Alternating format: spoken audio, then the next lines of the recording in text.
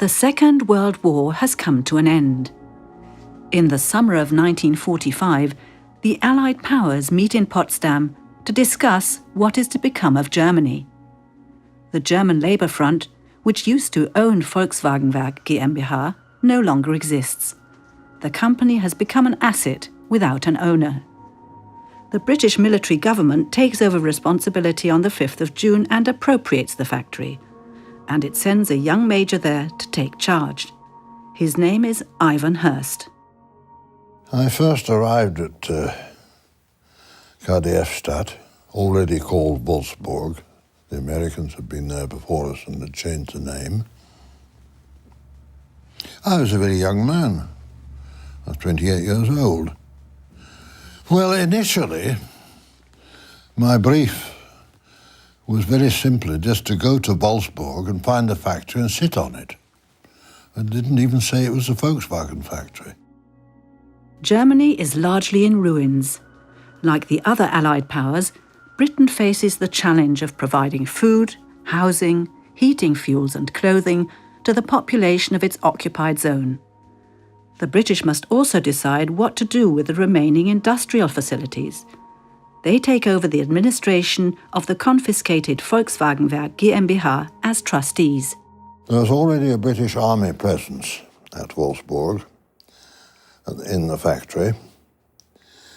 They had the Volkswagen company repairing trucks and some buses which were coming back from the German army and were being overhauled and made ready for issue to the German transport organizations. The equipment for these workshops is provided by the Royal Electrical and Mechanical Engineers, known as REME, a branch of the British Army in charge of maintaining army equipment, which already begins work in Volkswagen's workshops in early June 1945. The object of that exercise was to get road transport moving in readiness for the coming winter, as everything in Germany was chaotic. The railways were not working properly, the roads were not in good condition, many bridges were out. So the planners had given priority to this operation to get some transport moving, to get food moving and people moving. So the army presence meant there was already contact with the German management of Volkswagen. My first job was to be introduced to the then German factory manager, one Rudolf Brörmann, and we had a quick look around the factory. The factory was in a very poor state. About 2/3 of the roof was down. There were big holes in the floor. The production had still been running up to the end of the war. The company had been working on for the aircraft industry, and alongside that they had been making the Kübelwagen, the Volkswagen Jeep. The production of the Kübelwagen, the Jeep-type Volkswagen, had continued to the end of the war, not in large volume. During the war, a considerable number of machines and large amounts of inventory had been moved from the factory to the surrounding region, and these were now brought back little by little. For Ivan Hirst and REME, the question was, could the factory be used more extensively? Well, happily for Volkswagen, one Colonel Michael McEvoy, at Rhine Army, the British Army headquarters, who was in charge of operations like the one going on at Volkswagen. He went up to Berlin to the motor show at the beginning of 1939, where the Beetle, the Käfer, was first shown to the world. They were prototypes. And he had a ride in one of these, and he remembered the vehicle well. And because one of his detachments was already at Wolfsburg, he went to have a look at the factory, and he thought there was a possibility. When he realized that Volkswagen was working for the British already and was in the British zone, it was he who had the bright idea that if we could get the Volkswagen into production It would provide the transportation which the British urgently needed for administering Germany, the British zone. The British Army had very few light vehicles. Really, the only vehicles we had were 1,500 weight or 1-ton trucks. A few light vehicles, but they'd come all the way up from Normandy and they were about worn out. And defence spending had been cut, so there was no hope of getting any help from Britain. If these cars could be made in Germany, they would be charged to occupation costs. That is, they would be paid for by Germany. There had been a small production of the saloon Käfer, Beetle, at Wolfsburg during the war. Some hundreds had been built, not many. And one of these was at the factory. Don't know who it belonged to or why it was there, but it was there. I had it painted green, like an army vehicle, and sent it to Rhine Army headquarters. And it came back with an order for 20,000 cars, which was a green light for the factory to start. I think the feeling was not never make it, but what a hell of a job in front of us.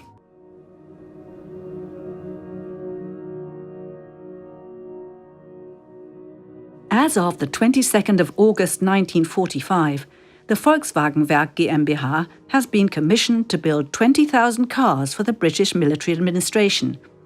A fortnight later, the volume is doubled to 40,000. Just 6 months after the British take control, the civilian series production of the car that will later become known as the Beetle begins on the 27th of December 1945.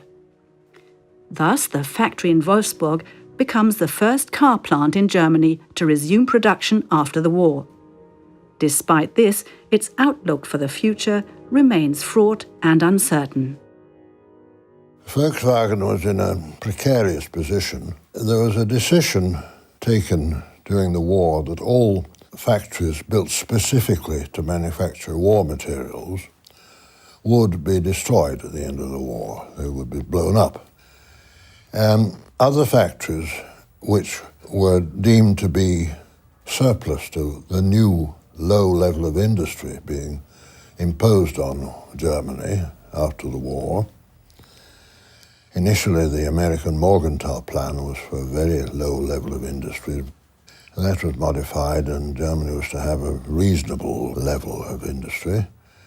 But factories that were not required to meet that level were offered to any country that had been at war with Germany as war reparations.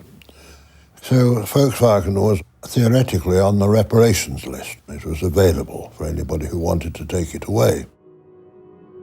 The option of dismantling the factory and selling it off leads to great uncertainty. No one knows whether the factory actually has a future. But for the time being at least, the order to produce 40,000 vehicles means a certain degree of security. Because it was required for the occupation requirement, a reserve was put on it for 4 years. Nothing would go for 4 years. As a result of this postponement, the military administration turns its attention to the way the company is organized. I suggested we should have a British board, equivalent to the German Aufsichtsrat, a supervisory board, where all the Allied interests would meet. So this British board had a chairman. The chair was taken by Radcliffe. Charles Radcliffe I first met about the end of 1945. He was a great man. I liked him a lot. I had a very high regard for Charles Radcliffe, and we became very good friends. He sorted the fools out. He knew what he wanted, and once he got his eye on the target, he went for it. An order for the cars was one thing, to produce them was another matter. First of all, there was the factory to be put in some sort of order to get production started. Another huge problem was the availability of materials, the steel, the textiles, the seats, the batteries, the tires, the glass, as the whole of German industry was virtually knocked out by the end of the war. And we were given a ration of steel and of glass and so on. Not very much, but enough to get production going. The target we asked for and got was 1,000 cars a month. Aside from procuring materials and fuel for the power plant, another major problem is recruiting a workforce. During the war, forced labourers were made to produce munitions. Once the war ended, they were liberated by the Americans, and most of them returned to their home countries soon afterwards. At the end of the war, there was a nucleus of German there, but they were mainly tool makers, the fitters and so on, but not production workers or builders for building the factory, repairing the factory buildings. I talked to our manpower division, and they were very happy to receive the call because they had the problem of releasing Germans from prisoner of war camps who had nowhere to go because they come from Eastern Germany or from areas that had been heavily bombed. And so it was arranged that Volkswagenwerk would offer jobs to them, civilian jobs, ordinary wages, at Wolfsburg. Very many of the workers there are still wearing German army uniforms. That's all they had. The fellows on the production lines and the fellows rebuilding the factory buildings, they worked extremely hard in very poor conditions, very little food, no proper housing. The shortages are ubiquitous. The workers live with their families in cramped wooden shacks, with very basic sanitation, very little in the way of household effects and bedding, and a lack of clothing, heating fuels and food. The people in charge on the German and British side make a huge effort to provide the essentials. Among other things, they grow grain on the factory premises. As early as in the summer of 1945, just a few weeks after taking control, the British military administration appoints a representative for the employees. In October, the first democratic elections for a works council are held.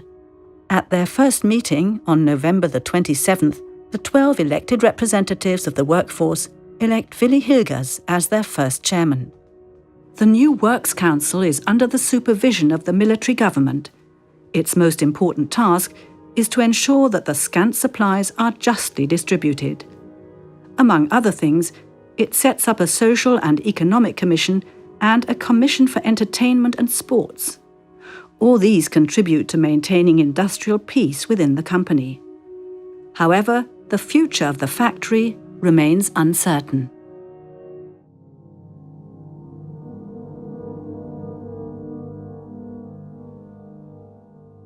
The economic and social reconstruction of Germany has begun. The Western Allies wanted to become a democratic nation. The denazification of the population plays a central role in this process. During the first year after the war was a process called denazification swept across Germany. At the end of the war, the really bad Nazis, as the Allies termed them, had been moved out. But then came a thorough examination of everybody in any position of importance, no matter what, local government, administration, business, and anybody holding an executive position or even a private secretary had to declare what their connection had been with the Nazi Party. In view of the large number of people involved and a series of ambiguous assessment criteria, this soon becomes a complicated business. It is not unusual for conflicting instructions and procedures to result in contradictory decisions, sometimes with chaotic consequences. When a man or a woman had to be dismissed, they were dismissed. And then under the rules, they were allowed to appeal. Many of them were reinstated quickly. Most of the key management positions survived that because there were people from the motor industry in the Volkswagen project before and during the war. They were not politicians. They were not really interested in the Nazi Party. They were interested in production or running a power station. The top man, however, he fell foul of the second wave of denazification and had to go. This top man is the plant manager Rudolf Brörmann. He is replaced in June 1946 by Dr. Hermann Münch, an expert in corporate law, who was an avowed opponent of the Nazi regime. The British appointed him as the chief trustee in February 1946.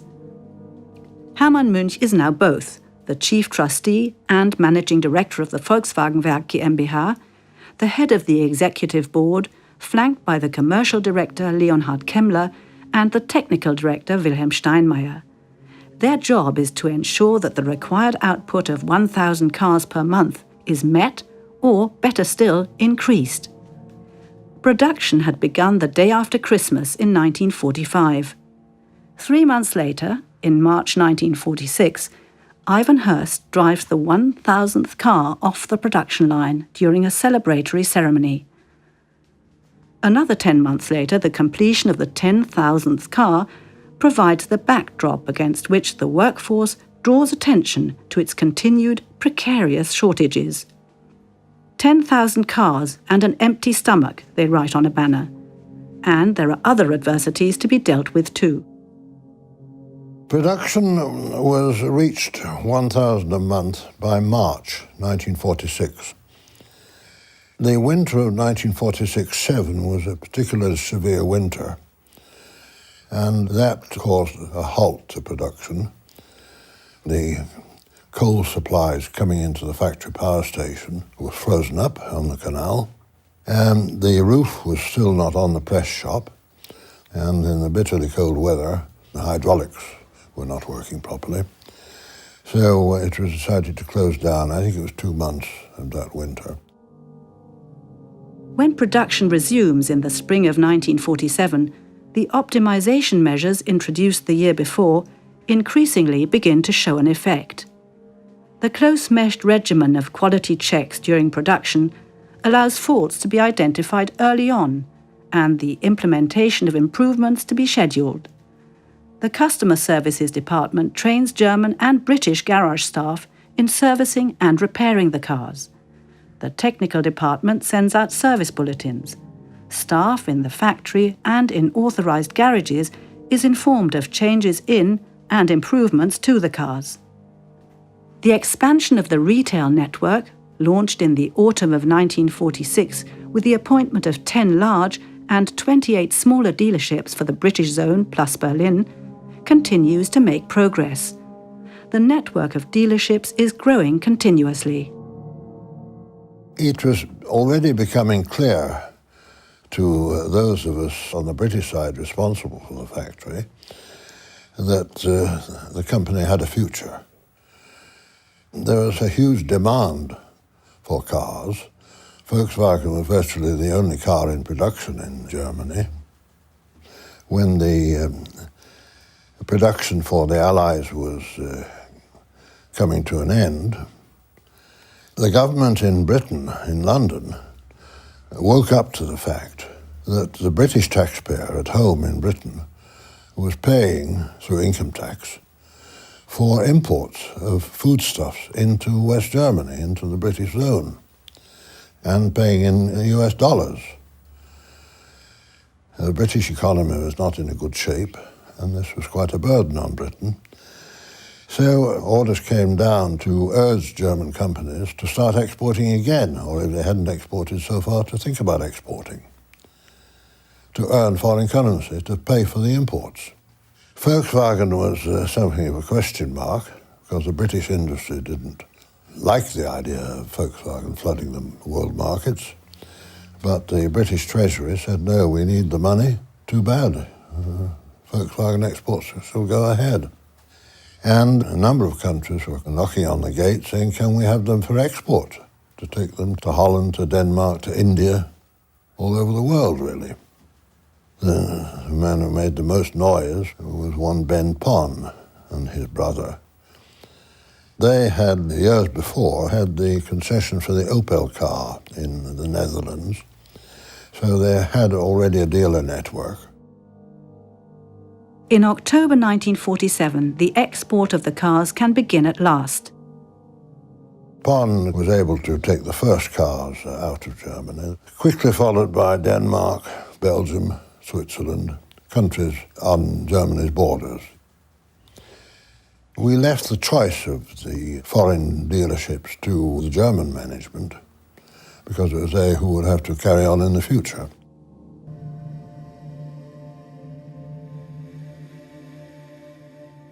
The saloon destined for export is a luxury alternative to Volkswagen's standard model. It comes in a wider range of colours with improved paintwork, chrome-plated bumpers and wheel caps, and higher quality upholstery. Notwithstanding its success at home and abroad, the management and workforce of Volkswagenwerk GmbH continue to struggle with problems in the supply chain. Necessity is the mother of invention, however. The factory is a big place, and particularly in the earlier days before all the overhead conveyors were installed, great use was made of battery-driven factory runabouts to carry loads of parts about, materials. The batteries were coming to an end of their life and there were no new batteries available. The German factory manager, Brörmann, said, "This is the end, it stops production." I said, "Not in a motor car factory. Make some." So we sketched out a thing on the back of an envelope, being a Beetle chassis with a seat over the rear wheels and a long steering shaft and a flat platform, which got the name Plattenwagen in German, and a number of those were made and used as factory runabouts. The Dutch Volkswagen importer, Ben Pon, believes that there is a market for this vehicle in his home country too. At first, the idea is not taken seriously, but with time, that changes. Eventually, that project turned into the van, the transporter, and the minibus variant and so on. The transporter, Volkswagen Type 2, also becomes a success once production begins in 1950. Meanwhile, the Beetle continues to develop favourably. Whereas some 10,000 cars rolled off the Wolfsburg production line in 1946, 2 years later the number exceeds 19,000. About a quarter of these are destined to go abroad. By this time, the production of spare parts to supply the ever-growing service network has also begun. At the same time, the increasing success leads to a need for extensive optimizations on many different levels: on the production line, in quality assurance, sales and service, and in the organizational structure. By mid-1947, the company still didn't have legally a future, but we felt that it did have a future, we on the British board. And I remember saying, well, we must get a man to stiffen up our present management, a man from industry. And I had introduced to me a man called Nordhoff, Heinz Nordhoff. I saw that he was a man of some caliber. He replaced the finance division's man as chief executive, 1st January 1948. Heinrich Nordhoff is just coming up to the age of 49 when he assumes his position in Wolfsburg. He was on the managing board of Adam Opel AG during the war, and in the summer of 1942 he had been put in charge of Opel's lorry factory in Brandenburg, leaving him in the position of a so-called war industry leader, Wehrwirtschaftsführer.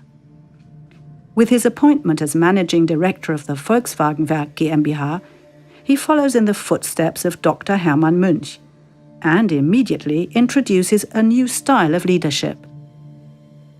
He's an extremely strange character, Heinz Nordhoff, strange to my eyes anyway.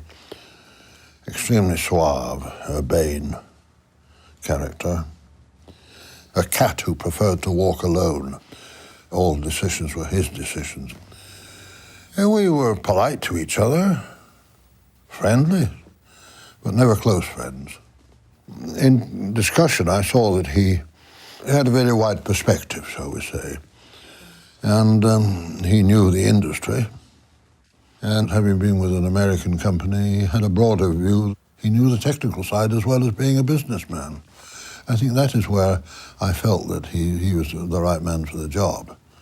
He wasn't simply a businessman. He could get down at the factory level and do something.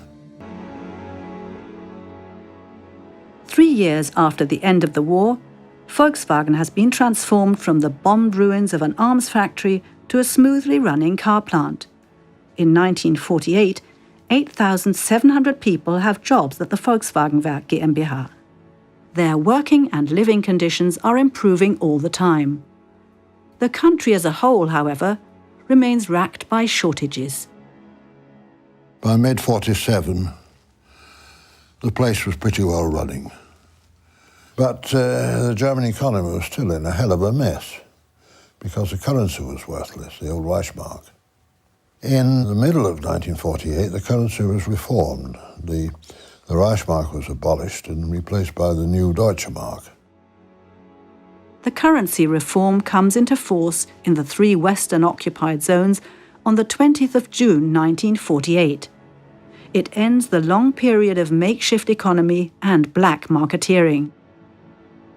The effect was unbelievable. Shops which had been empty, with dusty shop windows, suddenly appeared full of goods. Must have been hidden away in the cellar waiting for this to happen. That appeared not only in retail shops but throughout industry, and everything began to move. That was the beginning of the economic miracle of Germany, just by changing the currency. The shift to an operational goods market creates an entirely new basis for dependable cost calculations and investment planning. On Volkswagen, well, they were able to get supplies of materials.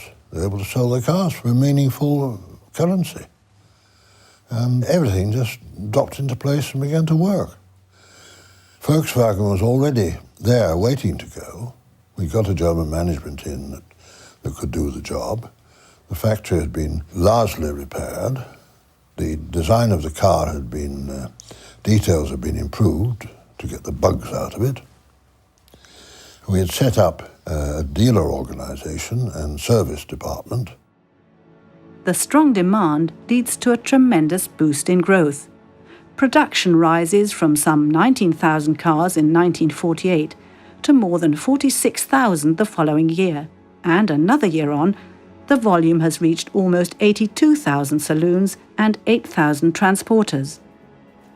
The political development towards democracy is also striding ahead.